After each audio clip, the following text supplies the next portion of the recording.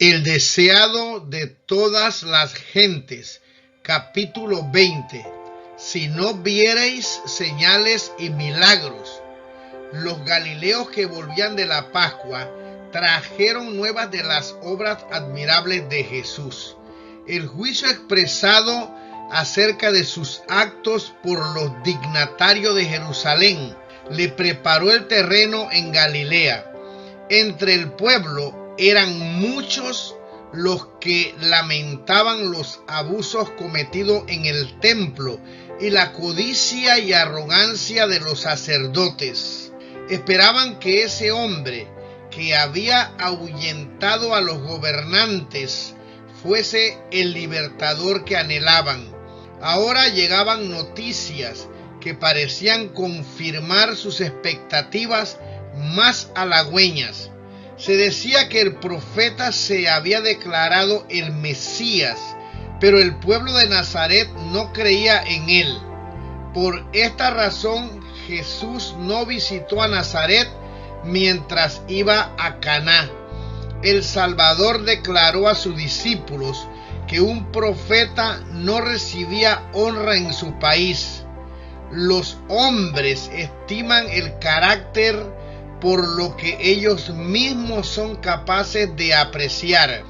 Los de miras estrechas y mundanales juzgaban a Cristo por su nacimiento humilde, su indumentaria sencilla y su trabajo diario. No podían apreciar la pureza de aquel espíritu que no tenía mancha de pecado. Las nuevas del regreso de Cristo a Caná no tardaron en cundir por toda Galilea, infundiendo esperanza a los dolientes y angustiados. En Capernaum, la noticia atrajo la atención de un noble judío que era oficial del rey. Un hijo del oficial se hallaba aquejado de una enfermedad que parecía incurable. Los médicos lo habían desahuciado. Pero cuando el padre oyó hablar de Jesús, resolvió pedirle ayuda. El niño estaba muy grave y se temía que no viviese hasta el regreso del padre. Pero el noble creyó que debía presentar su caso personalmente, con la esperanza de que la súplica de un padre despertarían la simpatía del gran médico. Al llegar a Caná, encontró que una muchedumbre rodeaba a Jesús. Con corazón ansioso, se abrió paso hasta la presencia del Salvador. Su fe vaciló cuando vio tan solo a un hombre vestido sencillamente, cubierto de polvo y cansado del viaje. Dudó de que esa persona pudiese hacer lo que había ido a pedirle.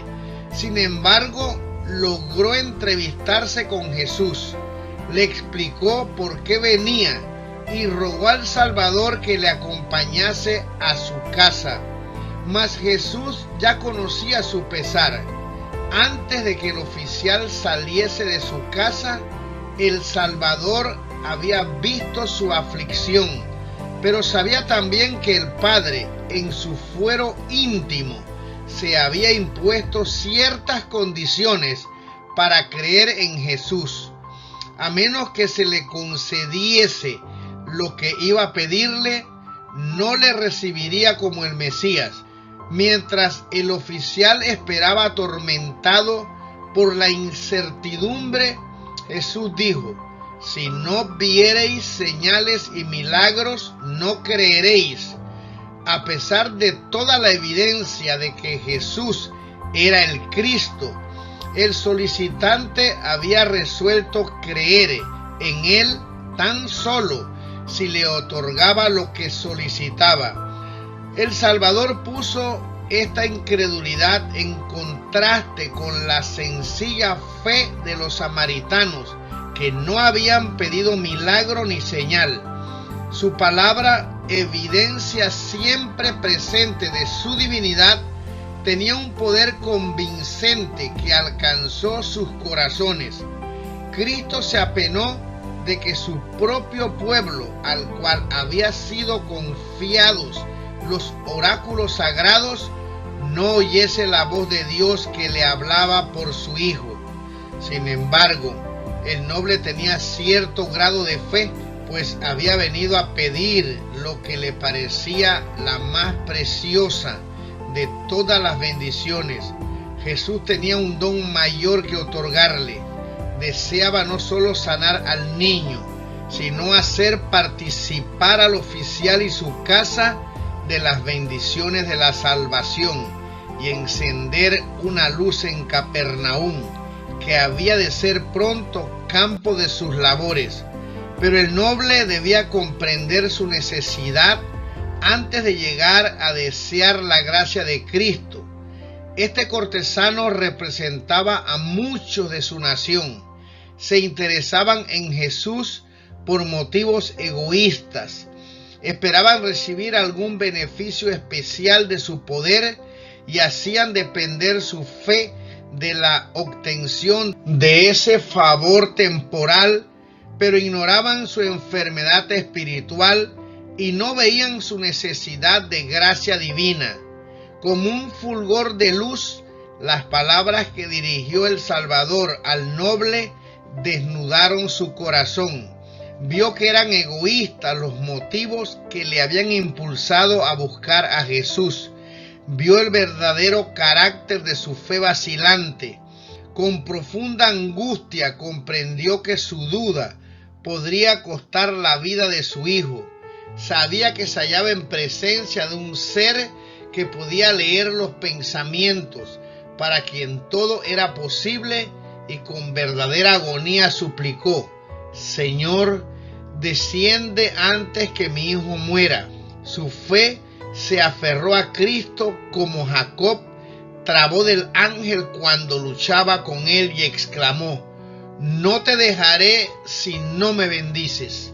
Y como Jacob prevaleció, el Salvador no puede apartarse del alma que se aferra a él invocando su gran necesidad.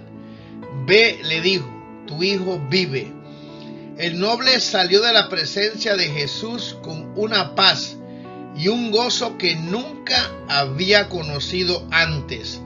No solo creía que su hijo sanaría, sino que con firme confianza creía en Cristo como su Redentor.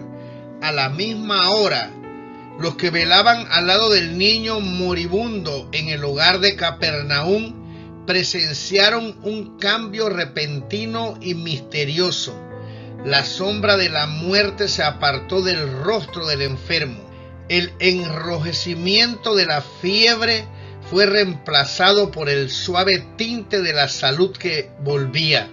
Los ojos empañados fueron reavivados por la inteligencia y fue recobrando fuerza el cuerpo débil y enflaquecido.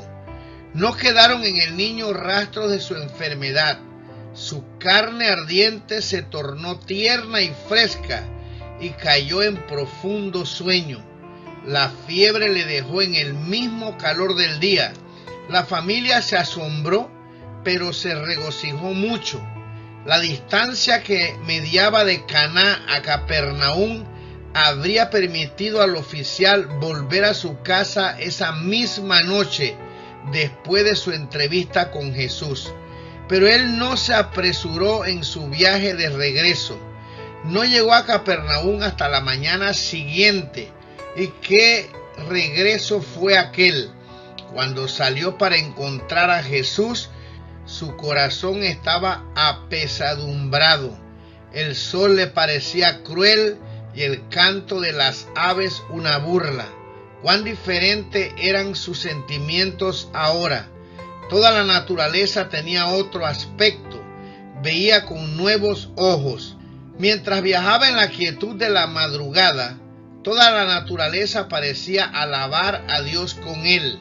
Mientras estaba aún lejos de su morada, sus siervos le salieron al encuentro, ansiosos de aliviar la angustia que seguramente debía sentir, mas no manifestó sorpresa por la noticia que le traían, sino que con un interés cuya profundidad ellos no podían conocer, les preguntó a qué hora había empezado a mejorar el niño. Ellos le contestaron: ayer a las 7 le dejó la fiebre. En el instante en que la fe del padre había aceptado el aserto, tu hijo vive, el amor divino había tocado al niño moribundo. El padre corrió a saludar a su hijo, le estrechó sobre su corazón como si le hubiese recuperado de la muerte y agradeció repetidas veces a Dios por su curación maravillosa. El noble deseaba conocer más de Cristo y al oír más tarde sus enseñanzas, él y toda su familia llegaron a ser discípulos suyos.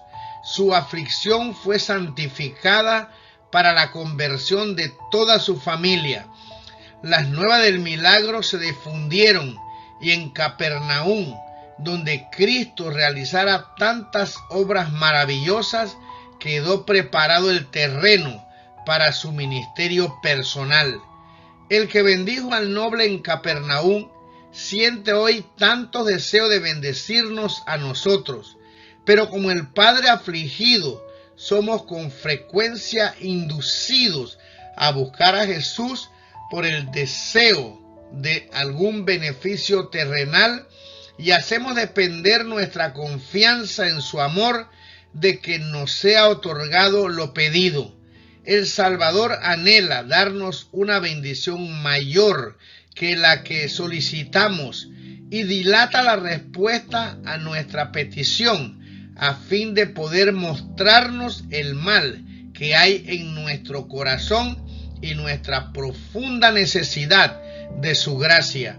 Desea que renunciemos al egoísmo que nos induce a buscarle, confesando nuestras impotencia y acerba necesidad. Debemos confiarnos completamente a su amor. El noble quería ver el cumplimiento de su oración antes de creer, pero tuvo que aceptar el aserto de Jesús de que su petición había sido oída y el beneficio otorgado. También nosotros tenemos que aprender esta lección. Nuestra fe en Cristo no debe estribar en que veamos o sintamos que Él nos oye. Debemos confiar en sus promesas. Cuando acudimos a Él con fe, toda petición alcanza el corazón de Dios. Cuando hemos pedido su bendición, debemos creer que la recibimos y agradecerle de que la hemos recibido. Luego, debemos atender nuestros deberes, seguros de que la bendición se realizará cuando más la necesitemos. Cuando hayamos aprendido a hacer esto, sabremos que nuestras oraciones son contestadas. Dios obrará por nosotros mucho más abundantemente de lo que pedimos, conforme a las riquezas de su gloria y por la operación de la potencia de su fortaleza.